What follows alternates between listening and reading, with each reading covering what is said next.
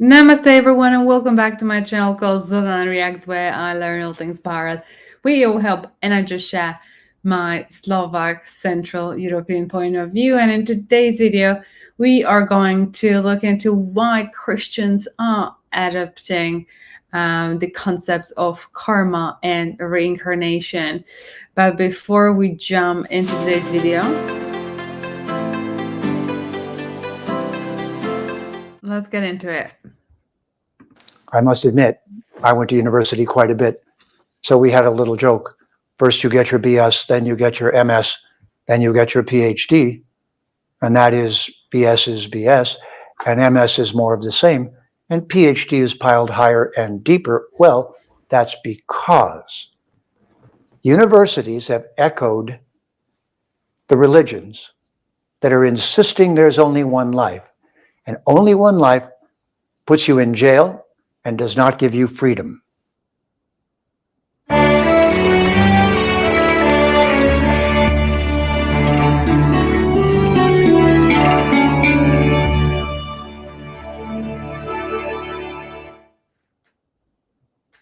Namaste, and welcome to Vedic Vidya. My name is Jeffrey Armstrong, Kavindra Rishi. Vedic Vidya is available exclusively on Chitti Media, English channel, on Sunday nights at 7 p.m. IST. Our topic for tonight is why 80% of Christians surveyed admit to believing in reincarnation, or how the theory of karma and reincarnation is being embraced around the world. Well, I think first we need to know one more thing, and that is that science being embraced around the world did not come from the Romans, who were terrible at math and who can do anything with Roman numerals. Try to balance your checkbook with X, V, I, V, I, V, I. That's not going to work. So science did not come from the Romans at all. And the Greeks were afraid, they were scared to death of zero. They hated zero. So if somebody tells you that the Greeks invented science, you say, sorry, not possible. You can't do binary mathematics, ones and zeros, you know, what computers work on. You can't do that kind of thing without something called Boolean logic. And Boolean logic is a particular kind of logic with AND gates, NOR gates, OR gates. And this mathematics allows the kind of logic that was necessary for technology to begin. And that numeracy and that logic of Boole's was taken from the Rig Veda, the oldest of the Vedic literatures. So this has been completely erased because during colonization, especially the British, with all due respect to those who didn't do this, but those people then all did not want to hear anything that proved the historical timeline of Christianity wrong, to put it very simply. Their bottom line was, certain things happened 2,000 years ago, and before that, at the most 4,000 years before that, and that's the very beginning. This was the bottom line thinking for our ancestors for thousands of years, at least from the Romans forward. And by the time there was a Catholic Church, they didn't want to hear about reincarnation. They didn't want to hear about other times in history. They didn't want to hear that Sanskrit is the mother language of both Latin and Greek and hundreds of other European languages, because they were busy colonizing. They did not know they were opening Pandora's box. Think of it that way. Think that the cultures that went and colonized India, and especially the British, opened Pandora's box.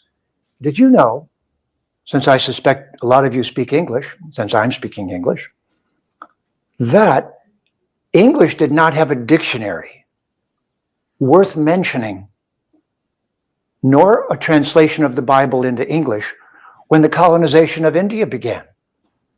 So you barely had a language called English, and there was no English translation of the Bible.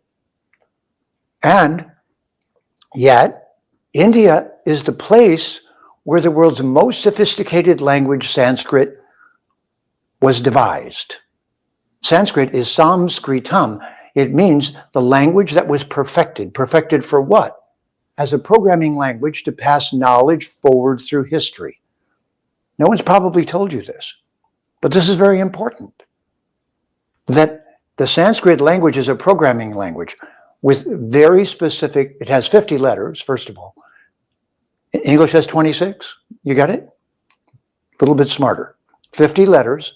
They're all pronounced the same always. No accents, no southern accents. I'd say I speak this way properly speaking. All of that distortion of language comes from not speaking it properly. In fact, in English, there is no properly. It was just south of England. Their accent was, the wealthy used that accent, and so that one took over. But really, there's no logic to it. You understand? You haven't heard this before. And Sanskrit also has roots called dhatus, and there are about 2,212 dhatus, and those dhatus are the roots of all the words. So those roots give rise to specific words of specific meaning. This most precise language was something that England and English speakers really did not want to talk about, but mostly because it proves the historicity of the Vedas, because they become reliable because the language is so reliable. Far more so even than Greek or Latin, way more so than any European language, and especially English. English is good at objects, not good at meanings. The meaning of a word comes from its root. Now, what we're talking about here is reincarnation. So why am I going back into the roots of language? Well, because reincarnation, or what goes around comes around, is simply what we now call science, what we now call computers, what we now call mathematics, the very basis of all of our communication technology, and that you're even able to listen to me like this, did not come from Western civilization. It came from India. It came from the knowledge of India in the Vedic literature, which is in Sanskrit. Our topic tonight, though, is why 80% of Christians surveyed admit to believing in reincarnation. They don't, think, oh, I'm no longer a Christian. They just add that vitamin in to the mix. Because a religion is also a social group, isn't it? It's a kind of buying group. In fact, no disrespect, but Judaism, Christianity, and Islam have structured themselves a little bit like Walmart, Costco, and Target. Meaning they're a useful buying group where if you're in the club, you get to meet a lot of people, learn to do business with them, find wives, find families, find all kinds of things. So that part of religion is very natural for human beings because we're social beings and we need to cluster together somehow, and numbers makes us stronger. So India understands this very well, and that's why there's a diversity of groups all throughout the culture, because that biodiversity is just like biodiversity in nature. But why would, in our times, Christians start, you might say, violating the rules of stay away from the beliefs of India? And the answer is very simple. It's because everyone now is more literate. Everyone now has access to reading all the literatures of the world. If you're online and you're not taking the trouble to read the knowledge of India, it has the largest library, historical library of knowledge of any place in the world. Why would you not? And most people agree with me. So they do. And as they do, the first thing that makes sense to everyone is that it is selling the human experience way too short to be cramped into just one tiny little, not so very meaningful lifetime. It makes way more sense if you kept everything else in Christianity the same. If Jesus is the hero and the one who spoke everything in a direct hotline to the Supreme Being, then let's just say that maybe someone deleted reincarnation. So you could still like Jesus, you could still like Muhammad, you could still like anybody. And the only thing you would add is a little bit of slack, a little bit of patience, that you get a little bit longer, like many lifetimes. So what's happening with technology is that everyone's mind is getting bigger. And as the universal view of the planet, as they travel from place to place, they meet people, make friends in different cultures. They find out those cultures are not so bad like they maybe thought. Or maybe they didn't know what to think, but now they think, well, that was lovely. I went to Japan, I went to Korea, I went over here, I went over there. There's still people. But then you start talking to those people and they tell you they have a thousands of year history, 10,000, 20,000. And did you know that along the Silk Road for the last at least 10,000 years, things have been going from China and all across and into Europe and across into the Middle East and then across to India, because China and India were two of the most ancient and most interesting cultures, and they were passing goods and ideas back and forth for many, many years. In fact, I just read an article the other day, and it said that 1,000 years ago, about 300 Sanskrit texts from India were taken to China and translated. They were translated into Chinese. So this is all based on a very simple principle that if the more your mind grows, the wider its experiences are, the more encompassing your vision of everyone is, the less provincial, the less sectarian, the less ignorant of the fact that wisdom exists in all the cultures of the world in varying degrees. Things that no other culture knew. So if you're smart, you wouldn't throw away the club you're in, but you would start adding knowledge that your club doesn't have. And if you understand why both Islam, again, no disrespect, Islam and Christianity, for long periods of time, were known for burning libraries. I can't say I know exactly why. I wasn't there. Maybe I was on either side of the game. But just understand, they viewed knowledge as the enemy of their particular viewpoint, because the more knowledge people had, the more they shopped to decide what they believed. They took some of this and some of this. Don't you do that? Don't you hear something and go, that makes sense, and add it in?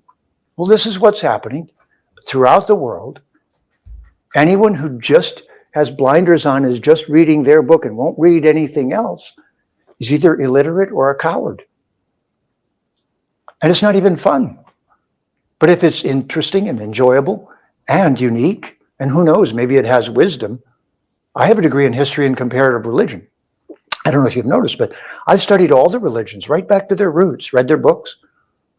So here's something I like to say. So people have a book. The Judaic culture has several books or multiple books. Then from Christianity and to Islam, they become people of a book. So I have a degree in comparative religion. Okay, but I just want to add here that I don't know about Islam, but yes, there is a Bible, which is made out of many books, if you like. And I've studied the knowledge of India for the last 50 years with great curiosity and hunger. Now, I can tell you that if you haven't read the Vedic library, no offense, but you're a little bit illiterate. You're just ignoring something that's amazing. Why would you not?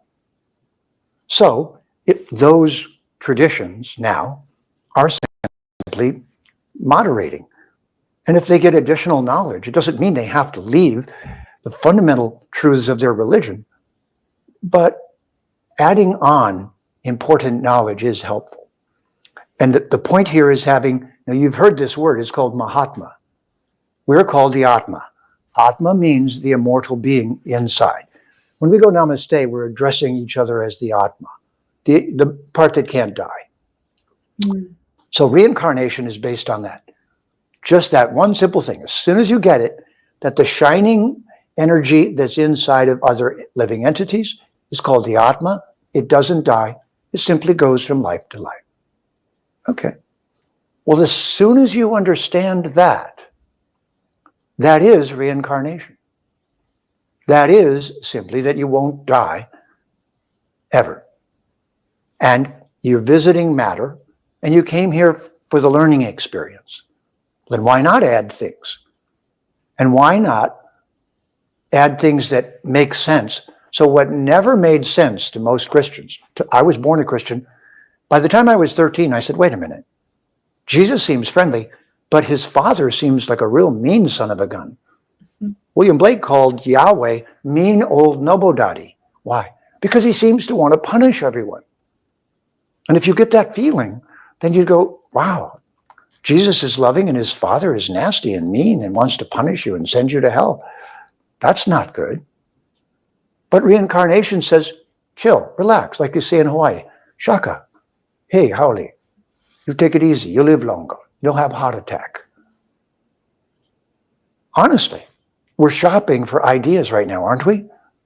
So if you haven't read the Vedas, especially the Bhagavad Gita, I just did a translation of it recently called The Bhagavad Gita Comes Alive. But take a look at some of this library of Vedic knowing. Don't be prejudiced by the politics of the world. Just be someone seeking truth, and that's what I'm telling you. Truth seeking is a game we play from life to life. Whatever you gain in one life, you keep it, and you move on to the next life, and you start out there. It's just like going to school. It's like you start out in kindergarten, 3rd grade, 7th grade, 12th grade, begin university, sophomore, beginning of university, get better, bachelor's, master's. I must admit, I went to university quite a bit. So we had a little joke. First you get your BS, then you get your MS, then you get your PhD. And that is BS is BS, and MS is more of the same. And PhD is piled higher and deeper. Well, that's because universities have echoed the religions that are insisting there's only one life. And only one life puts you in jail and does not give you freedom. All of us human beings are freedom loving. We don't want to be confined, put in a jail, put in a cell, locked in just a few ideas. So really, quietly, without being violent or rebellious, because the Vedic culture of India is not aggressive, it doesn't convert. There's no conversion program. We have a motto in the Vedic culture, no coercion, no conversion, only friendly conversation. The only way you can hear the knowledge of India is in a friendly conversation. Otherwise, it's not being done right. But so coercion, conversion, all of those things, they're just not fun. They're a terrible way to get to know each other. But exchanging ideas, trading things that are made in your culture, passing around ideas, that's marvelous. So I'd like you to just think that the world, without making radical external changes, is now becoming bigger in your mind. So the word I want you to learn is Mahatma. The word mega in Latin comes from Maha in Sanskrit, like a megalopolis, big, big, big, big city. So Maha in Sanskrit is the source of that. And Atma is you, the being who is immortal. That's who reincarnates.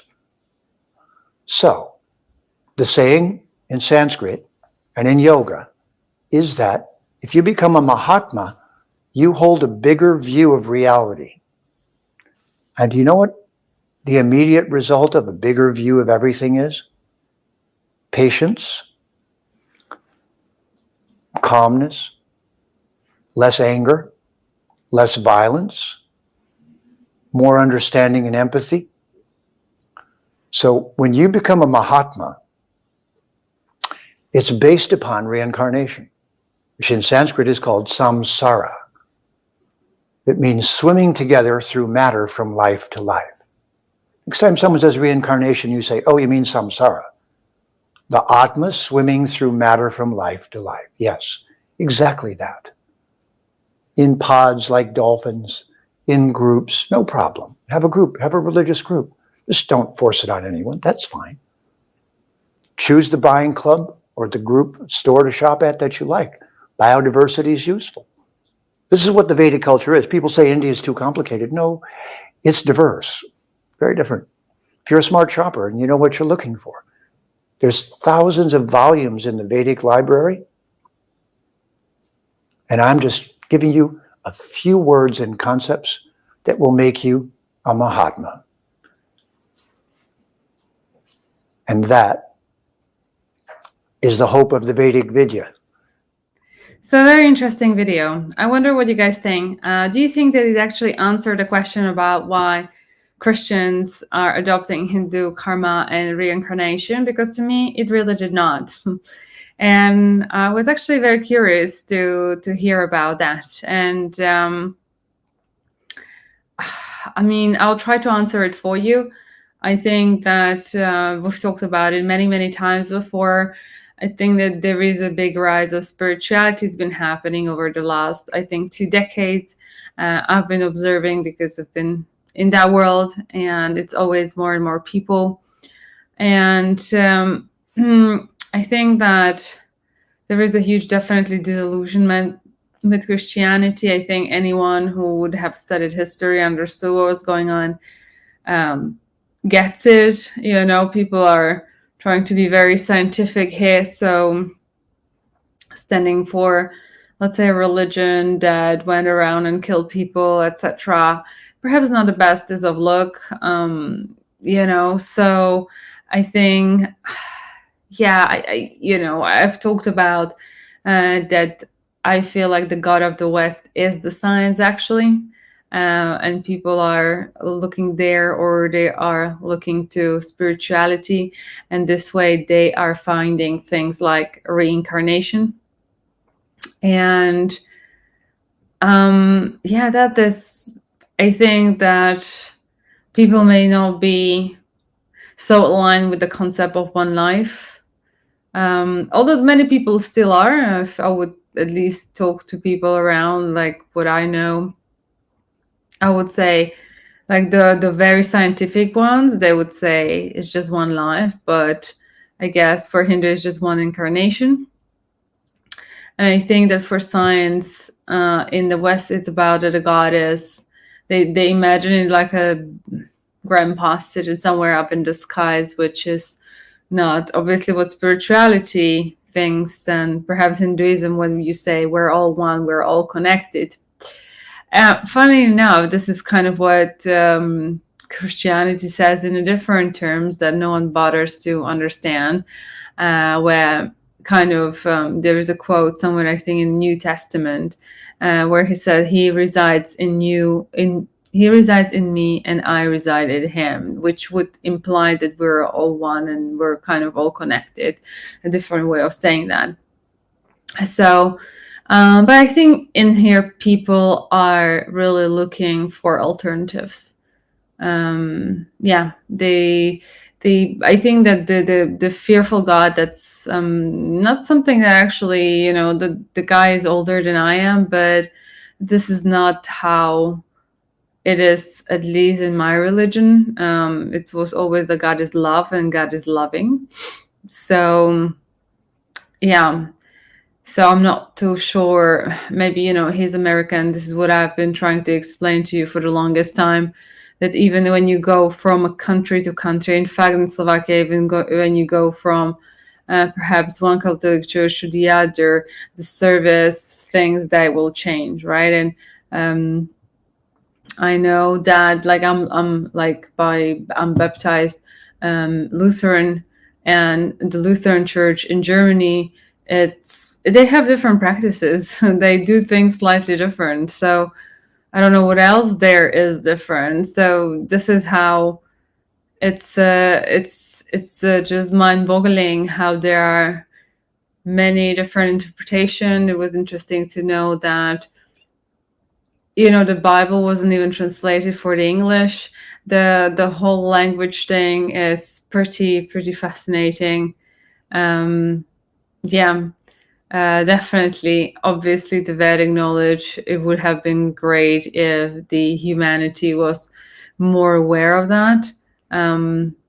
But I think, as he had said, that the Christians were, or whoever else or Muslims were burning the libraries to burn the knowledge, to push the literally their philosophy. And I think when it comes to true spirituality, I guess, or I don't know if you want to call it religion, but I think at the end of the day, not even the books matter, but your personal connection with the divine is what's the most important thing. So sometimes over the last weeks, months, I've been very much contemplating how necessary is to, at least in my case, continue study. And I think that you have to also really have that experiential knowledge.